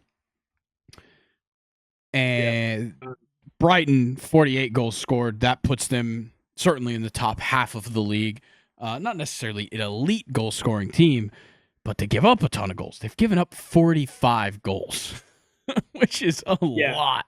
That is a lot. I mean, you could always spin that, and if you look, they have the same goal difference. Yes. So Crystal Palace not conceding nearly as much as Crystal Palace only allowing 34 goals this season is unbelievable. That's only being topped by Arsenal and Liverpool. Not even Nottingham Forest. Which is insane. Yeah. All we do is talk about how much, we rave about their defense. But yeah, like I think for Palace, once other teams kind of started to figure out that, Jean-Philippe Mateta is the only player that can put the ball, behind the net, you lead him in the head and he gets stitches and he just doesn't come back the same. So I think that was kind of the strategy for Millwall. And Millwall ended up helping out kind of the rest of the Premier League. So yeah, Palace still been all right, just not as good as they probably were, when Jean-Philippe Mateta was just banging them in. He had a really good month. He made one of my lists one time. Yeah. But, I'm feeling maybe like a 1-1 draw. Okay, I'm gonna take Brighton 2-1. I think that goal scoring ability is just so big in a matchup like this. Yeah. All right, our next match is Ipswich and Wolves. Let's just go for a quick pick here. This is a pretty bottom of the table matchup here.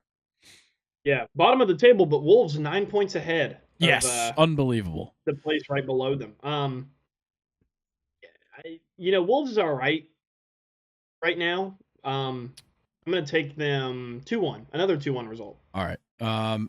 I don't even care about the final score. All I care about is that there's 3 10 o'clock games. Crystal Palace, Brighton, Ipswich, Wolves, and then West Ham and Bournemouth. And Ipswich Wolves is the one that we can watch in America for free. Oh, yes. What? Why? What are we doing? Who makes this fucking scheduling? I don't get it. Whatever. West Ham, Bournemouth. These are also 2 odd teams. Bournemouth, every now and then they look great, and then you just go through this last 5 that they've had, and you're like, what the fuck happened? I mean, this team was like 5th in the table. They lost to Ipswich yesterday. Yeah, it's bad. It's really bad right now for Bournemouth. In West Ham, things aren't great. I mean, you lost to Wolves on Tuesday. Yeah. It's just not good at all. I don't know why you are so out of focus right now. But, I mean, both of these teams are just, I'm going to be honest, both these teams are awful right now. Yeah. And they could both really use a turn of form. If I had to guess, Bournemouth would be the team that gets out of it, out of these 2. But I'm going to be honest. The biggest problem for me with West Ham, you're just not scoring. You just aren't. And at least Bournemouth is scoring when they lose. So I'm going to take Bournemouth 1-0. Yeah, I'll match you on that. West Ham, man, we were both so high on them. Yeah. And damn. Unbelievable. And especially in a league where the mid-table is so talented this year, it just, I don't know how West Ham got left out of that. It's very puzzling. Final match on Saturday, Aston Villa and Nottingham Forest. A potentially good game. Aston Villa certainly on good form. I mean, other than the 4-1 loss to Crystal Palace, 2-1 over Chelsea, 1-0 over Brentford, 3-0 over Brighton, some things look really good. We talked about Nottingham Forest. They've had a bit of a turn for the worse defensively. They're still getting the results they want. I mean, that's the biggest thing. They're at 57 points. They haven't really fallen far behind Arsenal. And they're starting to get into a territory where, like, they're almost cemented into a Champions League spot. Yeah, which is insane for that club's history. Yeah, definitely. What they've been through. It came out of nowhere too. What what a great squad that, is going to make it to the Champions League, and then their players are just going to get picked away by all the clubs across Europe. Yeah, I saw a fun stat on Instagram. Nottingham Forest last in possession. Wow. Yeah, last in, I believe, just like percentage of possession in matches. In the entire league. Interesting. It's weird because they were so good defensively. But they just, I mean, we talked about it. It's Matt Sells in goal for them, correct? Yep. Yeah, and we've talked about it a couple times where it was just like he was having these unbelievable high save performances. You can't expect a guy to do that 38 times. I think that's the problem that Nottingham Forest is running to. Yeah, like Matt Sells can't just save like 8 shots a game. It's not going to happen. Yeah. Nottingham Forest almost in a way reminds me of Inter Milan in the sense that, Nottingham Forest obviously formation-wise looks totally different. I don't really think there's many teams, in my opinion, that look like Inter Milan where, they're playing with 29 players to the other team's 11. But when you can be really comfortable to not have the ball, that's something that a lot of people underrate in the league. And that's kind of Nottingham Forest. I think they just like to sit back, counterattack with Alonga and Chris Wood. And Chris Wood has been lethal, and Alonga these past couple weeks has been amazing. Like, he made my team of the month, and I sent you that goal that he scored against Manchester United. Just unbelievable. Yeah. Unbelievable. But yeah, Nottingham Forest. And when you have defenders like Milinkovic that are just awesome, and Matt Sells, like the point that you made, they have a good recipe there. Yeah. My biggest thing in this matchup with Aston Villa is now at a -1 goal differential, despite being 7th in the table. I noticed that as well. I don't know how that happens. That's the biggest concern to me. I'm going to take Nottingham Forest 2-1. I'm going to take Nottingham Forest 2-0. All right. Okay, our next match, we move on to Sunday. You got Brentford-Chelsea. What are we thinking? You'll be able to watch this one on USA. Yeah. I don't know, a weird performance against Tottenham today. Obviously, really excited that we got the win because Manchester City also won their game the day before yesterday. Yeah. So, I don't know what to think. The clean sheet is nice, but only scoring 1 goal is a little bit concerning. Yeah, especially, when it comes from Enzo Fernandez as well. It to me, like a performance like that is like, okay, you get 3 points and it's an important 3 points, especially in a derby match. But it's not like your striker scored. It wasn't like a beautiful build-up goal. You know what I mean? So I don't know how to feel. I think Chelsea are slipping back into that position that I was in probably a couple of years ago, where I just didn't know what the fuck to expect from the team. Yeah, and we're 4th right now. Yeah, it's kind of an odd position that you guys find yourselves in, where like you're still playing fine, but it's not up to the expectation, and it's not necessarily coming from the contributors that it once was. I mean, Cole Palmer, non-existent. Yeah. As of recent. That's a problem. For sure. But what are we thinking with Brentford? Score-wise? Oh gosh. You want me to be a Chelsea fan or be a non-biased? You do you. Non-biased pundit. I'm gonna go like 2-2. As a Chelsea fan, 2-1 win. Okay. This is a very tough one to read. I'm gonna go Chelsea 2-0. Okay. I think we're gonna see some goal scoring this week. You guys do score goals. It just sometimes you don't. They come from weird places. Yeah. Fulham and Liverpool. Let's go quick pick here. That's a really good game. It is. Fulham has kind of been struggling. I'm probably going to take Liverpool 2-0 comfortably. Okay. I'm going to take Liverpool 1-0. There's just something about that Carabao Cup sticking with me. Yeah. All right. Our next one's Spurs and Southampton. How much? How many?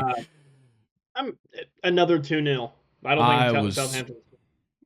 We're on the same page. 2-0 for Spurs. Manchester Derby. Ooh. Sorry. Go ahead. Back up real quick. I saw a Mickey Van de Ven jersey on campus today. Oh. I hadn't seen that before. Wow. Was it Spurs or Wolfsburg? Wolfsburg would have been way cooler. It was a Spurs. I would have respected Wolfsburg a little more. Or maybe the Dutch national team. Oh, yeah. That would have been good. Right. All right. The Manchester Derby. What are we thinking? It's always going to be tough. I'm actually going to go a 1-1 draw. Oh, interesting. Yeah. Yeah, I mean, there's so many things to be disappointed by with both of these teams. Really, yeah. I mean, Manchester City should not be in 5th, and Manchester United obviously should not be in 13th. But, like, I mean, there's no shred of consistency from either of these teams, and that is so out of the ordinary for what we've come to be, like, familiar with these two. That's where my biggest issue is. There's just no consistency whatsoever. And it makes me think that this game is just going to be electric. Oh, I'm sure it will. It'll truly come down to who's playing harder, which means probably fights, all that good stuff. That's a good one. Yeah. I'm going to go 2-1 United. Very weird results, but yeah. Crazy. Be crazy. All right. One last game. Standalone on Monday. Leicester versus Newcastle. I'll keep it brief here. We need a win. We do. This is a perfect team to do it against. I mean, Leicester City, the worst form in the league with 7 straight losses for Leicester City. Their best performance of the calendar year. Sorry. Let's just go back a little bit more. They got a win in match day 23 on January 26th, 2-1 over Tottenham. Before that, the last time they got a point, December 8th. Oh. They've gotten 3 points since December 9th. Yeah. I mean, holy shit, Leicester. What a failure of a promotion. Yeah. Up the tune. Give me him 3-0. Fuck you, Leicester. Yeah. Get fucked. Or care about cup champions, bitch. Yeah. To go back to Chelsea's weird form. Also, Sandro Tonali, what a fucking screamer against Brentford. Oh, you're right. One of the coolest goals I've ever seen scored. Yeah, because that was like, I said it to you when you texted it to me. He was not trying to cross the ball. No, but he sold it like a cross. And it kept the keeper from stepping up towards him to cut off the inside half. And it also stopped the defense from coming in. Genius. Yeah. Love Sandro Tonali. Right there. Love Sandro Tonali. All right. That does it for the Premier League. I think we should probably keep things brief as well as we go into the Champions League. Obviously, not too much to talk about there necessarily. It's just kind of previewing what's going to happen in these first legs. And we got some interesting matchups. I don't know if it's necessarily a perfect setup here because I think there's a little bit of predictability. But we'll see. Okay, it starts off on Tuesday. First legs, April 8th. Arsenal, Real Madrid might be fun, but I don't think Arsenal's got any match for Real Madrid. No, I think I may have said this on the podcast when we kind of briefly talked about these games, but Arsenal just 100% will not get a point at the Santiago Bernabeu. That's just not going to happen. Yeah. How would that happen? I can't think of a world where that's possible. Yeah, and like they're lucky that leg one is at Emirates. That is huge. Yeah. But like, huge. Try and convince me why Arsenal could win like 2-1. I can't. It's just not happening. It's just not happening. No. I think Real Madrid probably maybe you get a solid victory for Real Madrid, like a 2-1 in leg one. This goes to Madrid. Oh, oh brother. Yeah. We might be walking into PSV versus Arsenal territory in leg 2. We could. Yeah, And we our could. other match that's going to be going alongside it, wonderful matchup. Bayern Munich versus Inter. I love it so much. Yeah. But it could also get bad. If Inter doesn't truly rise to the occasion here, it could get bad because you got to score goals in one of these matches. And that has been a problem for Inter this whole time. I mean, they just don't score goals. I don't know if it's necessarily a problem as much of a side effect of their play style, but Bayern Munich can defend and they could just be like, fuck you, and score 4 goals. That's a good point. I think the matchup I'm going to be looking out for is kind of how Harry Kane navigates the Inter Milan defense is going to be really interesting. I think the same goes for Lautaro Martinez. How does Lautaro Martinez, go against, first of all, a very banged up Bayern Munich defense? Yeah. A very, very banged up Bayern Munich defense. But can they get the ball to Lautaro Martinez's feet enough? Can they make chances up the field to make things happen? Or will this be Bayern playing this like unbelievably good possession style of play where the attackers just do everything? The attackers and the midfielders do everything and totally change the pace of the game. And I think I just kind of see Bayern Munich being successful in this. I know the defense is hurt, but that offense is undeniable.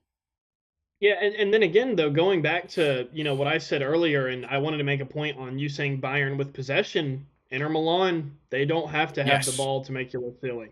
That is true. But I think offensively for Inter, it always on what Nico Barella can do creatively, and can Marcus Thuram, be a little bit more effective than what we've seen from him in the past. Yeah. Yeah, I think there's a lot of things to watch for Inter, but definitely keep an eye on that Bayern Munich defense because there is holes right now. Yeah. All right, on to our second day of first legs. PSG and Aston Villa. At the moment, it might be hard to find a team that's playing better than PSG anywhere right now. Yeah. They are playing unbelievably good soccer every single time we see them. And Aston Villa's just not. Marco Asensio and Marcus Rashford have done great. I believe they've combined for like 11 goal contributions since their arrival, something like that. It could be wrong, but nonetheless, the two of them are doing great things for Aston Villa. Not nearly as great as what PSG pulls off on a weekly basis. Yeah, this is another one where Aston Villa has absolutely no shot. No. I just realized this when we were just brought up this game. PSG might be the only team to win at Anfield this year. I just thought of that. Oh, wow. Right? Who's Liverpool's one loss in the Premier League to? I can check. Let's see. I cannot Liverpool remember. lost to Nottingham Forest at Anfield. Okay, so PSG was the second team to do so. But anyway, it's still proven that it's a feat that not many can, take on. I couldn't have said it better. Or you couldn't have said it better. PSG are on fire. Definitely, it kind of was holding that Liverpool were the best team in the world, but I think that's definitely shifted kind of with the turn of the year as well. Yeah. 2025 is PSG, for sure. Yeah, and Barcelona certainly in the conversation. They're playing Dortmund, and that is, once again, fantastic matchup. And it was when these teams faced off in the group stage because they are so good offensively. These two offensively are probably the two best, especially in the league phase, were two of the best offenses to watch throughout that whole portion. But Dortmund's got to keep it up. And they haven't necessarily kept it up. I need to see them keep up the goal scoring if they have any chance, because Barcelona and with Hansi Flick, for some reason, it seems like 5-1 is the score that just comes to mind every single time with this Barcelona team. It's like, sure, they'll give up one, but like they are going to score at will. Rafinha finds ways to get in the score sheet every single fucking time, even when you think he has no chance. Lewandowski has one of the highest goals per 90 minutes in all of Europe this season. These guys all make such a huge impact. You have the playmaking of Lamine Yamal, despite the fact that he does not finish at the net at all. He will make plays happen. This midfield is just undeniable. Ferran Torres also, I know he hasn't played a lot of minutes. He is literally the highest in goals per 90 minutes in all of Europe with, like, I think at least 10 goals or something. Unbelievable. Jesus. Yeah. Unbelievable, yeah. So many scorers in this Barcelona lineup that I just don't know if Dortmund can keep up. That's been the game with Barcelona. Can anybody keep up? No. Yeah, and they proved it against Benfica in the first leg. If they go down to 10 men, they're still going to possess the ball. They're not going to lose. They were missing the best young defender in the world for the whole fucking game, like 80 minutes. Yeah. They were great. It looked like Insane. 11v11 in like an evenly matched game without Pau Kubarsi. All of that to say, I think the Barcelona-Dortmund aggregate could just get run up by the time this one's over. Yes, I could very well see this being like 7-4 at the end. Yeah, easily. Yeah. Okay, well, that's leg ones. We obviously won't preview the leg twos till we have seen the leg ones, but the schedule just flips. So the teams that play on Wednesday this week play on Tuesday the following week, but you'll get the preview from us next week for those. Luke, I think it's about that time. And look, I gotta be straight up with you, Nathan. I know you're listening to this point of the podcast because you wrote these questions. I don't know what the hell was happening today, dude. I don't know if he was just trying something funny. I don't know. I don't get it. So just bear with me. All right. The title of this is questions, but they're very vague. Oh, God. Why? That's insane. I have so many gripes with this. It's been a long day. It's been a long week. I did not want to see these questions. I'll just say that, okay? Let me begin first. I'm going to ask you to hold comments. Okay. You're going to get a sense of where we're heading after this first question. Would you rather be here or there? I don't know if Nathan's like rebelling. I don't know what this is supposed to be. I don't know if he's tired of writing questions. I don't know. What the fuck is that? I'm going to give Nathan what he wants here. He wants us to get philosophical. That's what I'm thinking. Yeah. And I can see the rest of the questions. So I would rather be here, live in the moment. Exactly. Life is good right now. And if you're thinking about there could be the past, which is not good. It could be the future, which I guess is okay. You always got to plan ahead. You always got to plan ahead, but I would rather be here than there. Yeah, I think let's continue this deep discussion. I don't want to pry or not pry, but dig into this too much. But being here is something that I think I struggle doing. Something that I find myself being like, oh, I need to be more here. Because I'm always trying, like I said, being there could be the future, trying to be 10 steps ahead. Got to just live in the moment. You got to just live in the moment. I think that was a great interpretation of that question there, Luke. Yeah, we did a good job. Here's where it gets bad. Okay. How far do you think you could? Dude, see, that's not vague. Man. That's an incomplete question. But what? Exactly. Yeah. But try to make something out of nothing here. How far do I think I could? I think that, back to the last question, if I continue to live in the present and try my best now, I think that the possibilities for how far I think I could are endless. Okay. My interpretation of this question, how far do you think you could? 70? Okay. Yeah. Take that as you will. It's up to your interpretation. Next one. What song? This one's a little bit better. Yeah. I really Actually, didn't how about listen to this? a lot of music. How about each of us just complete the question here? Okay. So, what song is the start of the question? And in your mind, you just whatever you think Nathan wanted to ask you, you finish the question, you give us your answer.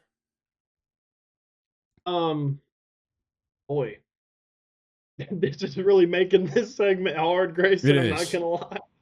It is. What song, bro? I'm struggling All right. with this So one. I'll just go with whatever just came to the top of my head. What song? I immediately just think of what song like did I listen to today? Just like I was feeling it. That was the song of the day, is what I was thinking. And this morning, here we go. got in the shower, Russell County Line by 49 Winchester. That was the song today. That's what song. Okay. I last night discovered a song I didn't know existed. So what Fun. song did I just recently find out about? There's this song called Never Ender by Justice. I don't know who they are. I think he's like an EDM artist, and Tame Impala. It's really good. Okay. Really, really good. Yeah. Fuck me, dude. Who was a better player? Uh, who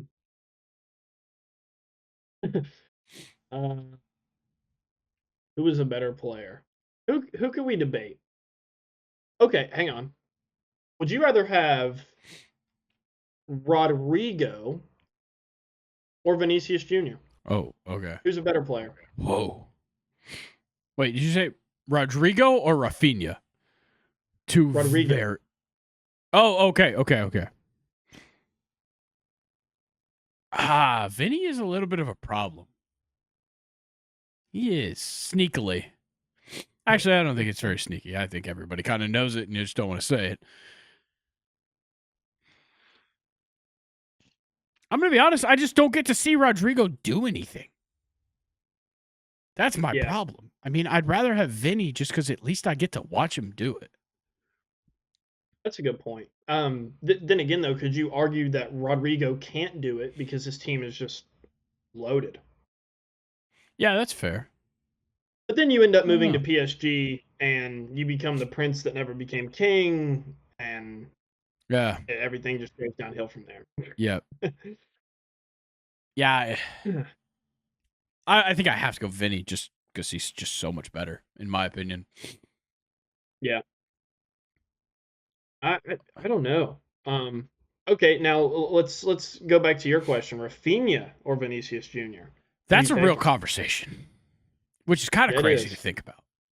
So when you said Rodrigo, don't ask why, my brain first thought went to the Spanish like right wing, I think, or like midfielder. Oh, yeah. That Rodrigo. And I was like, what the fuck is this question? And then I was like, oh, yeah, there is that guy who just I never really see play much at Real Madrid anymore. Rafinha, I think there is a conversation to be had because this man is scoring at an unbelievable pace, regardless of the fact that there are other superstars on this team. Mm-hmm. And I think you do have to favor like the youth of Vinicius Jr. and like what we have seen before. I mean, Rafinha is not going to be a runner-up in Ballon d'Or this year. Well, I mean, he might, but he's going to get some love. I'll say that. But you got to give Vinny the credit for that. I will say this: I would love to see Vinny step up for the national team. Between those two, Vinny or Rafinha stepping up for Brazil? Yeah. That would be interesting. It would be deadly. And God knows they need somebody because it's sad watching Brazil these days. Okay, crazy take real quick, and then we'll just move on. Is Christian Pulisic for the U.S. and Neymar for Brazil the same thing? Absolutely not. Why? I don't think so. It's going to sound dumb, but like Neymar won a gold medal That's fair. with Brazil. Neymar also, I would say 2014 was probably Neymar's best shot, and some Colombian defender put their knee in his spinal cord and almost made him never be able to walk again. So that was unfortunate. I don't think you could really fairly compare it. Maybe as far as like the sentiments that the players give off, you can have an argument there. That's my thought. My thought of Christian Pulisic for America versus Neymar for Brazil is like they're obviously the focal point.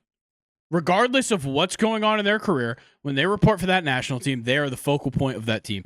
And everything goes through them. And they get all the credit, and they also get all the shit for that team. That's where I think the comparison lies. But I think zooming into the factors, Neymar plays for the Brazilian soccer team. They have expectations and a want. The United States just has a want.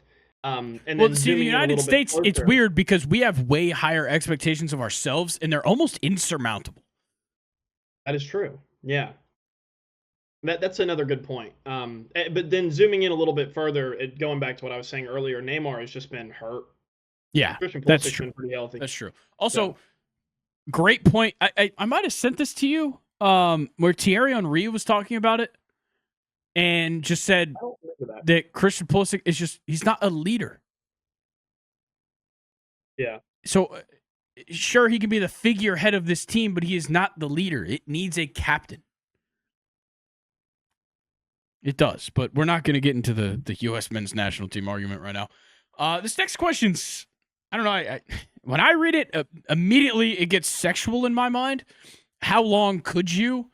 Just immediately makes me think, how long could you last? I don't know why. Yeah. How long could I last underwater? Not very long. I've actually, I'm not really good at holding my breath underwater. Oh, dude, I used to push it. I used to really try. Yeah. I used to fun. Get in the hot tub in my grandma's house in Florida, and I would hold myself up against the sides of the hot tub and hold myself underwater, see how long I could go. And I was just doing that alone, no adults watching. I was 10. I was just essentially trying to drown myself in a hot tub. Yeah. Effectively, that was what I was doing. So don't do that for the people at home.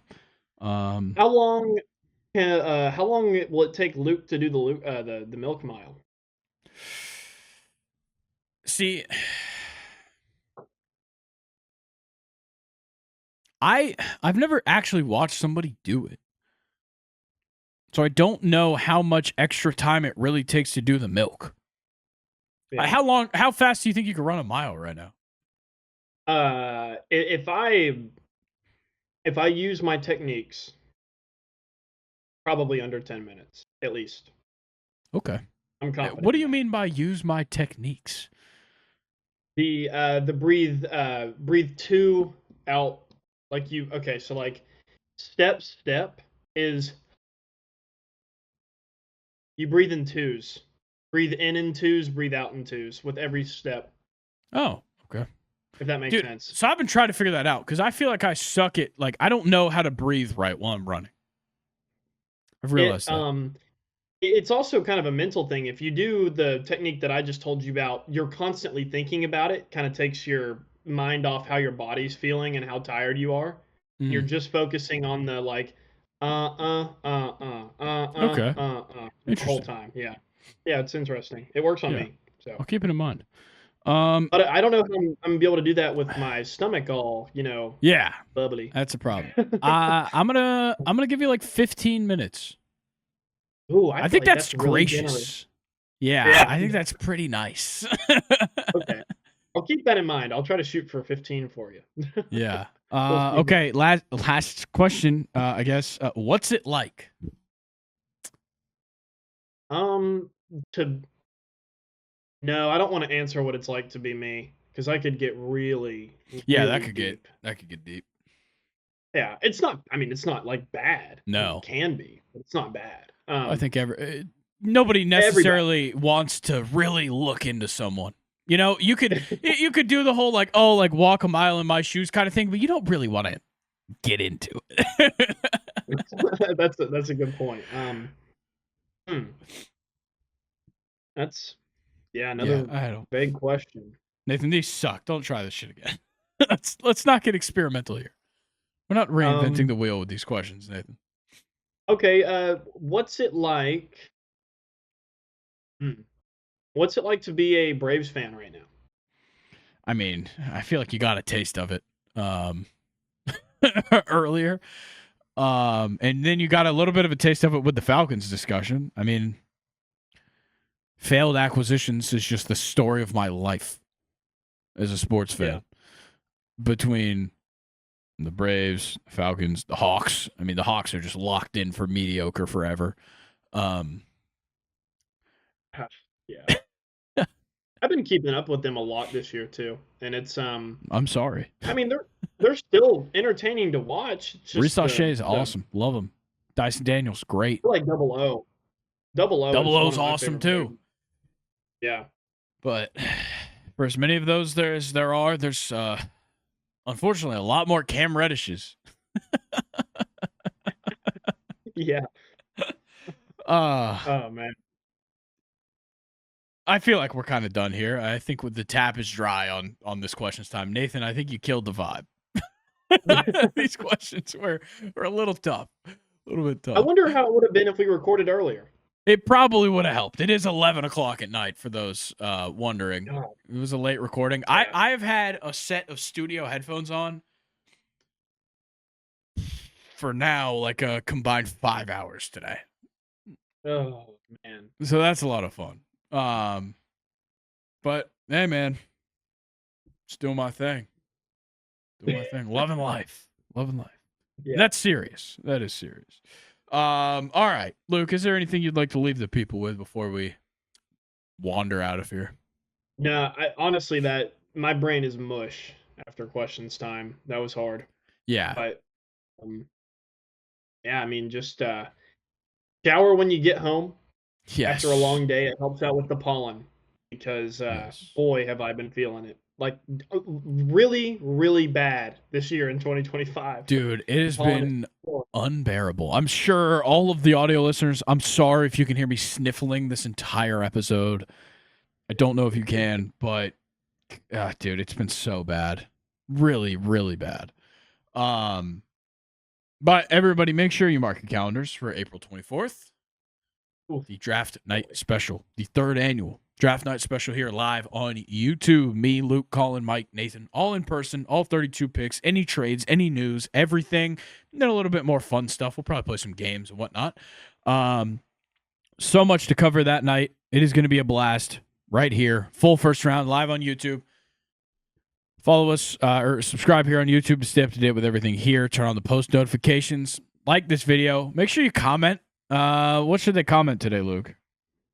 Go watch my Premier League Player of the Month, please. Yeah, comment that. Comment that you should go watch it. Yeah, definitely go watch Luke's Premier League Team of the Month. It's a great video. And follow us on Instagram and TikTok. Stay up to date with everything we got going on over there. Join the Second and Short subreddit so that somebody could write better questions than this shit. I'm drilling into Nathan today. This was bad. And Luke, any last words for the people before we leave them to their weekends? No, man, I'm about to just fall asleep. All right. Well, enjoy the baseball. I know there's baseball to watch. Plenty of soccer. And I will see you guys on Monday with Colin. Then I'll see you guys for my mock draft on Wednesday. And then me and Luke will be right back here next Friday. We'll catch you guys later. Peace.